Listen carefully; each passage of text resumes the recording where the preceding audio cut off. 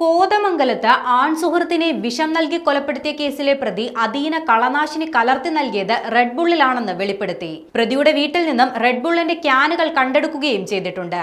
അൻസിൽ നിരന്തരമായി red bull ഉപയോഗിക്കുന്ന ആളാണെന്ന് മനസ്സിലാക്കിയാണ് പ്രതി ഇത്തരത്തിൽ കളനാശിനി കലർത്തി നൽകാൻ തീരുമാനിക്കുന്നത്. വീട്ടിലേക്ക് വരാൻ ആവശ്യപ്പെട്ട് അദീന നിരവധി തവണ അൻസിലിന്റെ ഫോണിലേക്ക് വിളിച്ചു. നമ്പർ ബ്ലോക്ക് ചെയ്തതോടെ സുഹൃത്തിന്റെ ഫോണിലേക്ക് വിളിച്ചാണ് അൻസിലിനെ വിളിച്ചു വരുത്തുന്നത്. തുടർന്ന് അൻസിൽ ലഹരി ഉപയോഗിച്ചാണ് വീട്ടിലെത്തിയതെന്നും പോലീസ് കണ്ടെത്തി. കൃത്യം നടത്താൻ അദീനയ്ക്ക് മറ്റാരുടെയും സഹായം ലഭിച്ചിട്ടില്ലെന്നും പോലീസ് കണ്ടെത്തിയിട്ടുണ്ട്.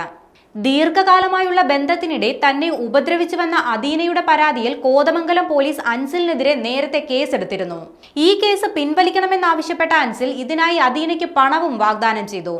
എന്നാൽ ഈ പണം നൽകാത്തതിനെ തുടർന്നുള്ള തർക്കത്തിലാണ് അദീന ആൺസുഹൃത്തായ അൻസിലിനെ കൊലപ്പെടുത്തിയതെന്നാണ് പോലീസിന്റെ കണ്ടെത്തൽ. കൊലപാതകത്തിനുള്ള തയ്യാറെടുപ്പ് 2 മാസങ്ങൾക്ക് മുൻപ് തന്നെ അദീന ആരംഭിച്ചിരുന്നു. അദീന ഒറ്റയ്ക്ക് താമസിക്കുന്ന വീട്ടിൽ കഴിഞ്ഞ ബുധനാഴ്ച പുലർച്ചെ 4:30യോടെയാണ് കൃത്യം നടത്തിയതെന്നാണ് പോലീസ് വ്യക്തമാക്കുന്നത്.